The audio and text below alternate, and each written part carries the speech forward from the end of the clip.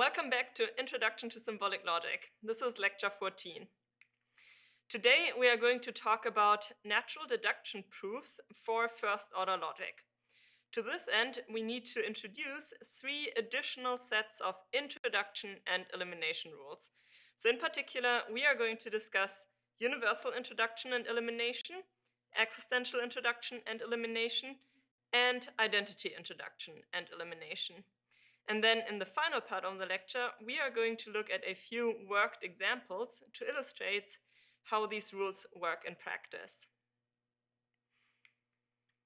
Let's start with universal introduction and elimination. Universal introduction is the rule that licenses you to infer a sentence whose main operator is the universal quantifier, and universal elimination allows you to infer information from a sentence whose main operator is the universal quantifier. So the basic idea motivating universal introduction is this. If you can show that some arbitrary object C is F, meaning has the property of being F, without making any additional assumptions about the identity of this object C, then you can conclude that every object is F. So for example, if you can show that if C is green, then C is green, where C is an arbitrary object in the domain of quantification, you can conclude that every object is such that if it is green, then it is green. Formally, this rule looks like this. Suppose that in line M of your proof, you have a sentence of the form AC that contains the name C. Specifically, that contains one or multiple occurrences of the name C. You can then infer the sentence for all x AX, which is just like the sentence that you have in line M, except that it is prefixed with the universal quantifier, and all occurrences of the name C are replaced by the variable x. And you can justify this inference by citing universal introduction and line M. Now, for the proper application of this rule, 2 constraints are really important. So the first important constraint is that C must not occur in any undischarged assumptions. Why is that? Well, if C did occur in some undischarged assumption, that would mean that we are relying on additional assumptions about the identity and properties of C. But then we can't infer that everything has the properties that C has. And then the second important constraint is that the variable x must not occur in the sentence that we have in line M. So those are the 2 main constraints that we need to pay attention to. Here are 2 examples, one of a correct application of universal introduction and one of an incorrect application of universal introduction. On the left-hand side, you see a correct application of universal introduction. In line 1, we start with the assumption that GD, that object D has property G. Then in line 2, we reiterate GD, justifying this by means of the rule reiteration. And that then licenses us to infer in line 3 that if GD, then GD. And we can justify this inference by citing conditional introduction applied to the subproof from 1 to 2.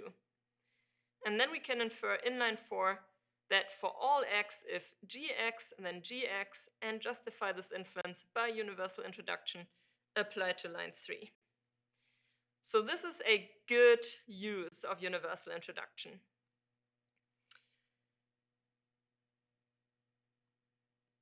On the right-hand side, you see a bad use of universal introduction. Suppose that we start with the assumption that LKK. So depending on how we interpret this predicate, this could say, for example, that K loves K.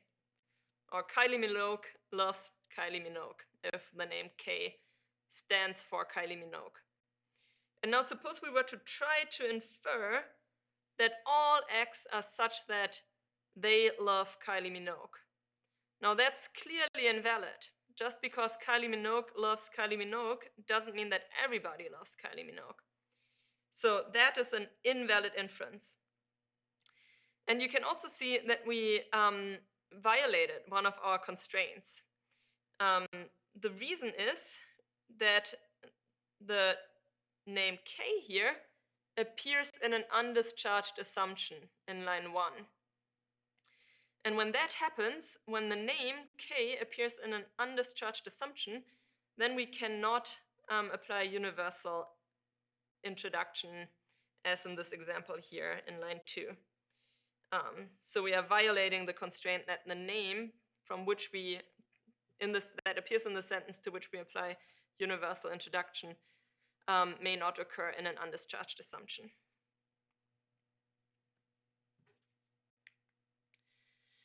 Okay, so let's move on and discuss universal elimination.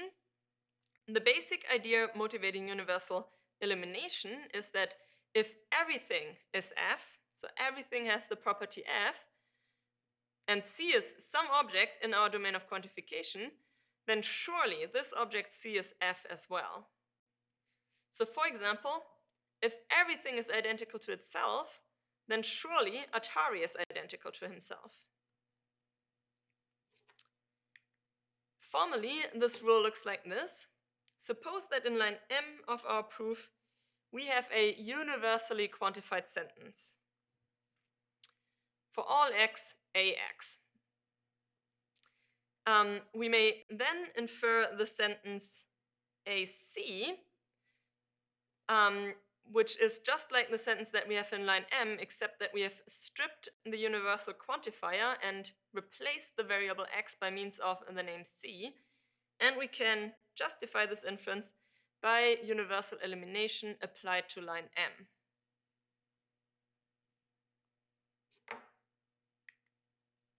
So here again are two examples, one of a correct application of this rule and one of an incorrect application of this rule.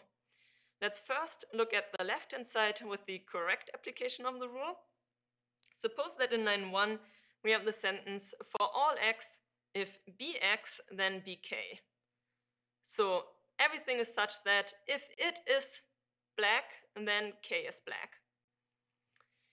We can infer from this sentence that if bb, then bk. So if b is black, then Kylie Minogue is black.